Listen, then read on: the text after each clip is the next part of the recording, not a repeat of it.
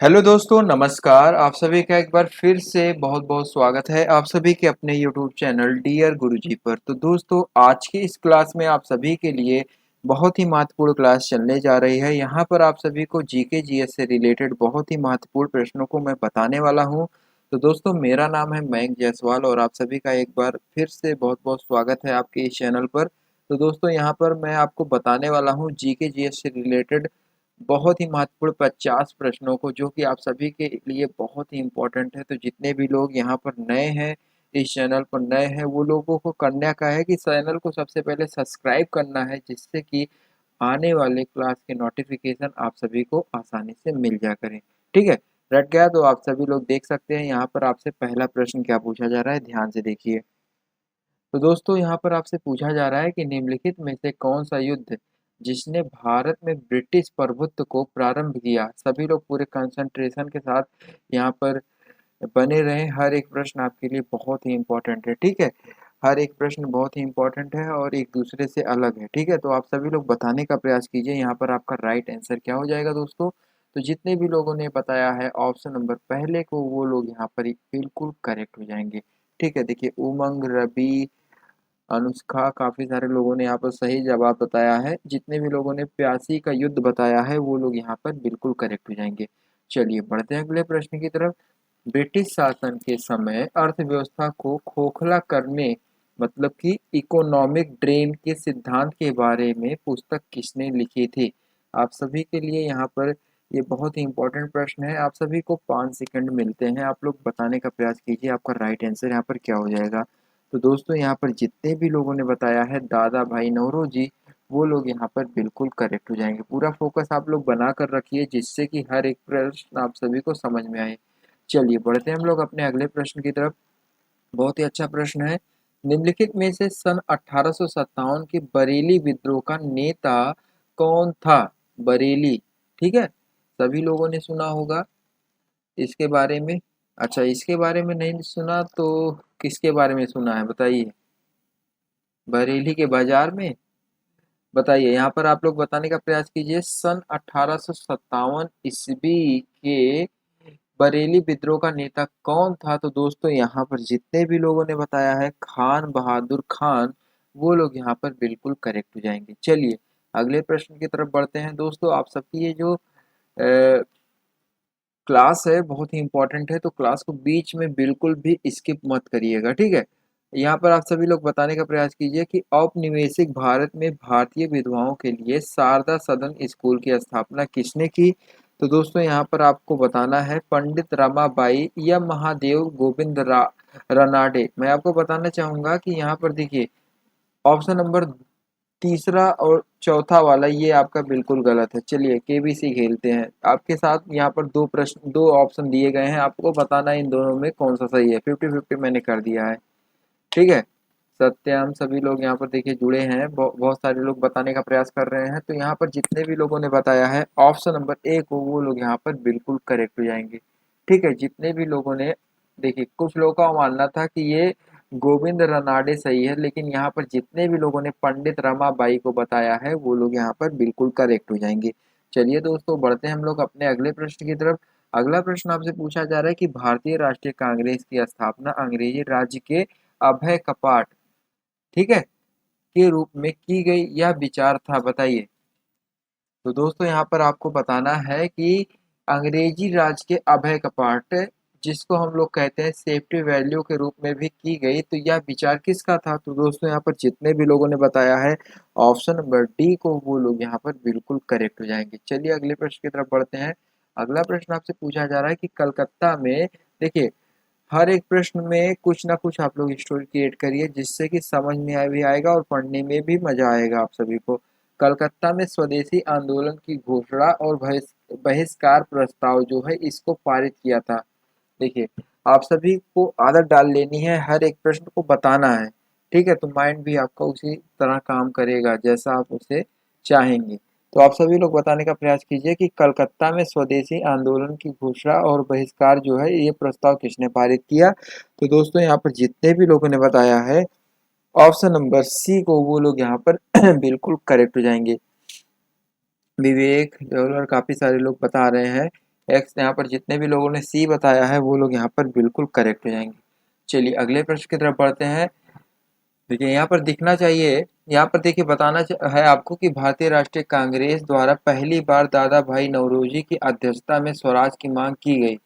एकदम क्लियरिटी के साथ आपको बताना है, बहुत ही इंपॉर्टेंट प्रश्न है। तो दोस्तों यहाँ पर जितने भी लोगों ने बताया है सन 1906 ईस्वी कलकत्ता, वो लोग यहाँ पर बिल्कुल करेक्ट हो जाएंगे। पूरा ध्यान आप लोग यहाँ पर बनाए रखें, हर एक प्रश्न यहाँ पर बिल्कुल करेक्ट है।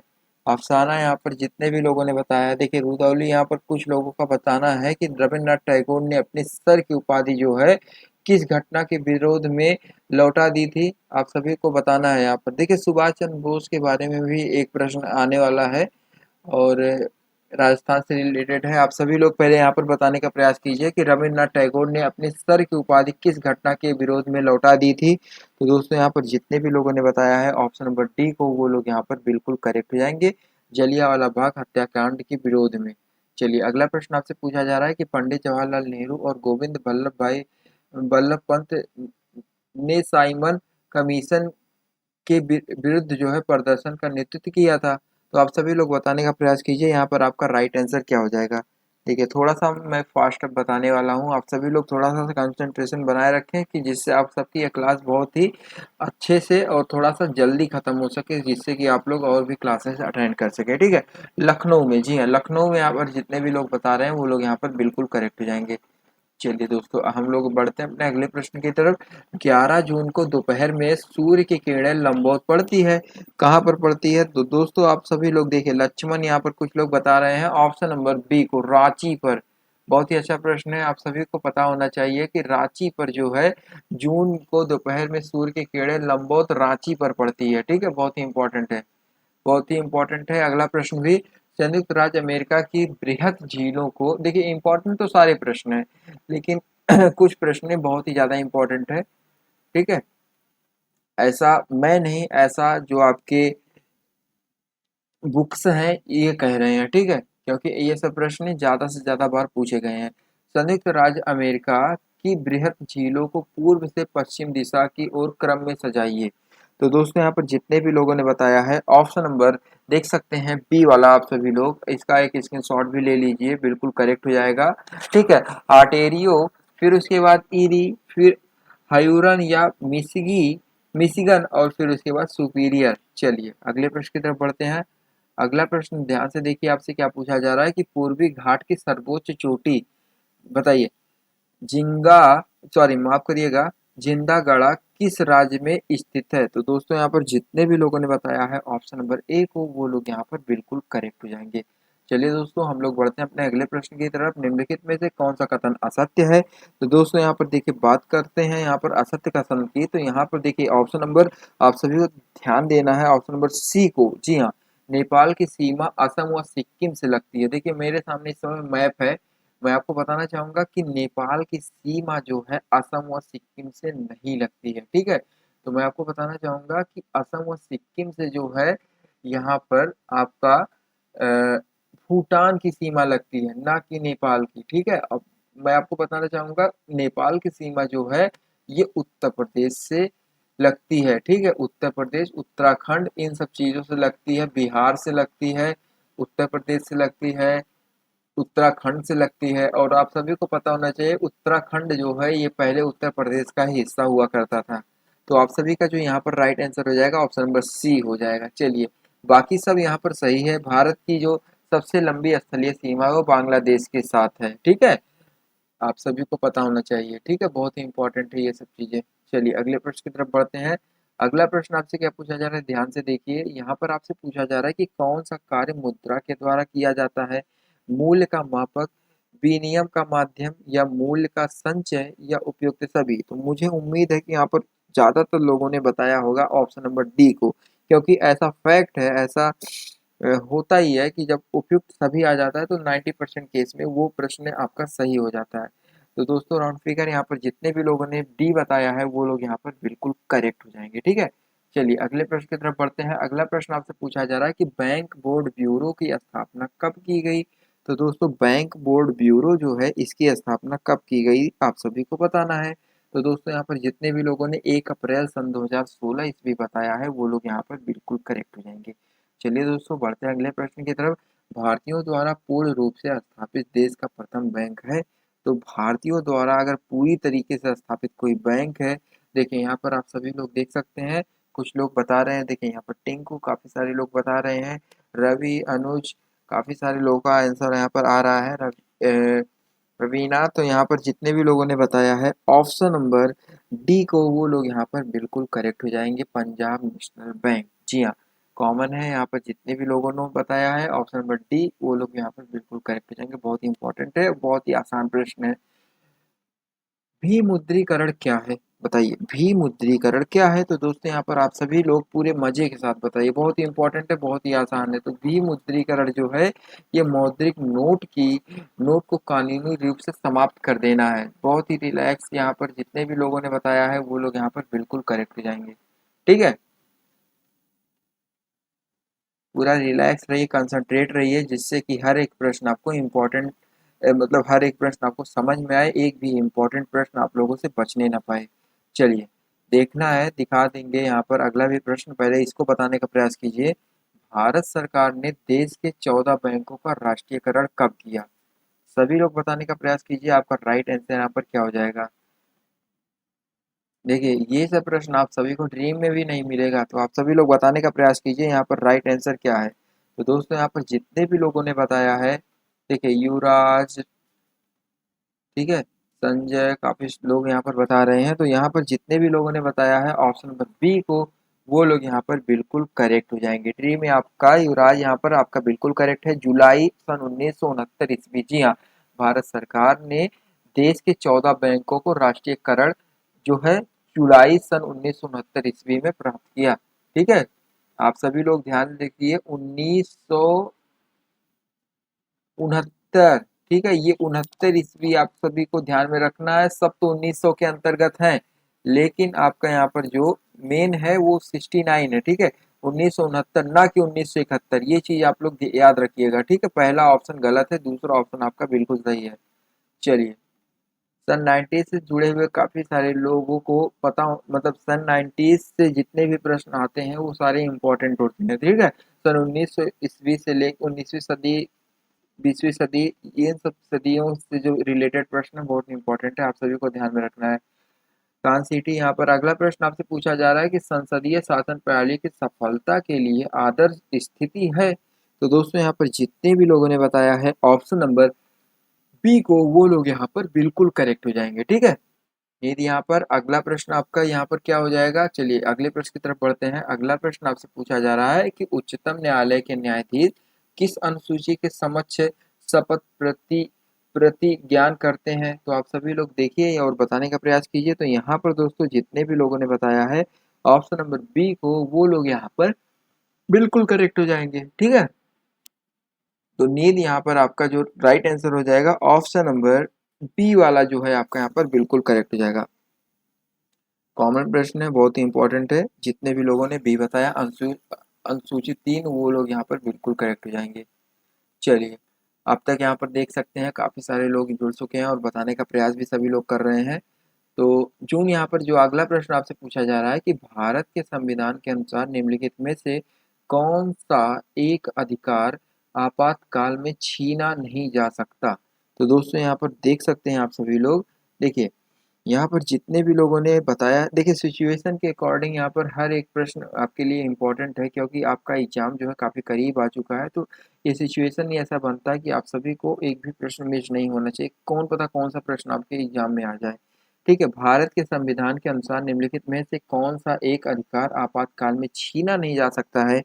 तो दोस्तों यहाँ पर जितने भी लोगों ने ऑप्शन नंबर सी को बताया है वो लोग यहाँ पर बिल्कुल करेक्ट हो जाएंगे, प्राण एवं दैहिक स्वतंत्रता का अधिकार। जी हाँ, अगला प्रश्न देखते हैं क्या आपसे पूछा जा रहा है कि सरकार ने सन 1996 ईस्वी में पंचायत अनुसूची क्षेत्र विस्तार, ठीक है, अधिनियमित किया, निम्नलिखित में से कौन उसके उद्देश्य के रूप में चिन्हित है? टिंकू, दीपू, आप सभी लोग देखिए और बताने का प्रयास कीजिए। फन आपका यहाँ पर राइट आंसर क्या हो जाएगा? तो दोस्तों यहाँ पर जितने भी लोगों ने ऑप्शन नंबर सी बताया है वो लोग यहाँ पर बिल्कुल करेक्ट हो जाएंगे। जनजातीय क्षेत्रों में स्वायत्त क्षेत्र सृजित करना यहाँ पर आपका बिल्कुल करेक्ट हो जाएगा।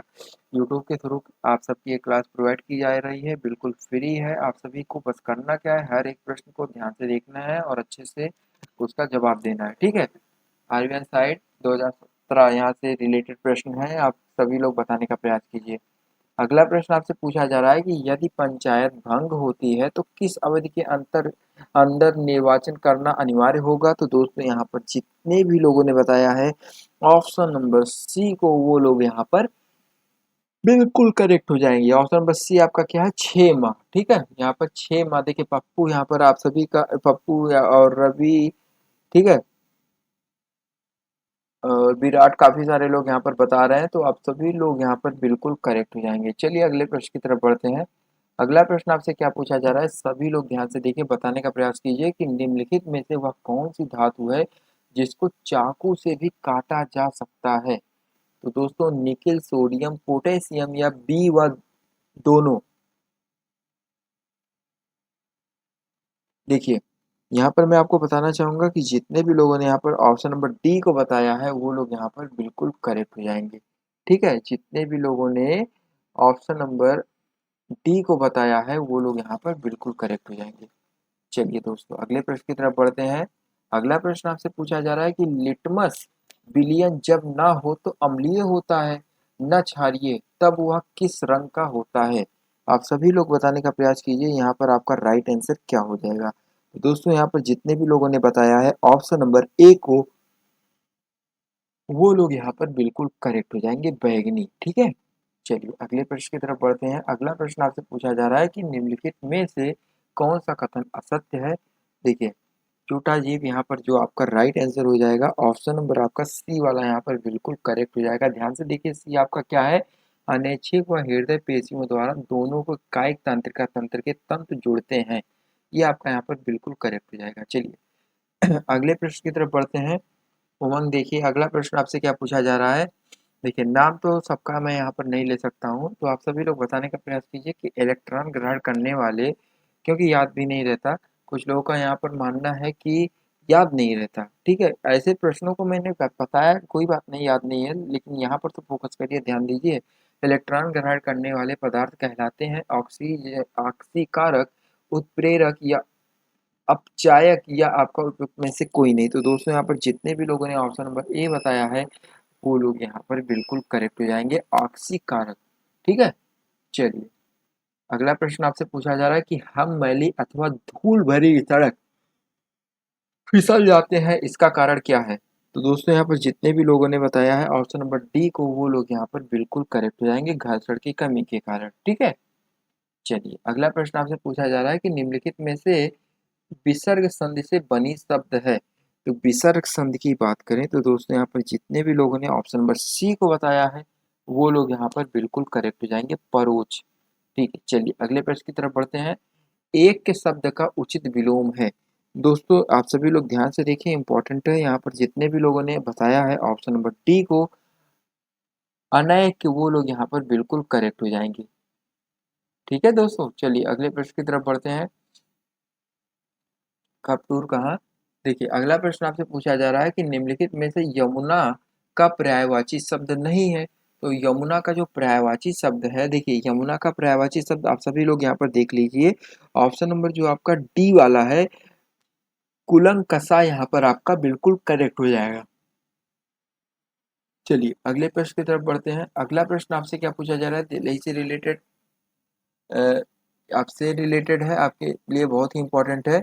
आप सभी लोग देखिए, अपहृत शब्द के लिए उचित वाक्यांश होगा।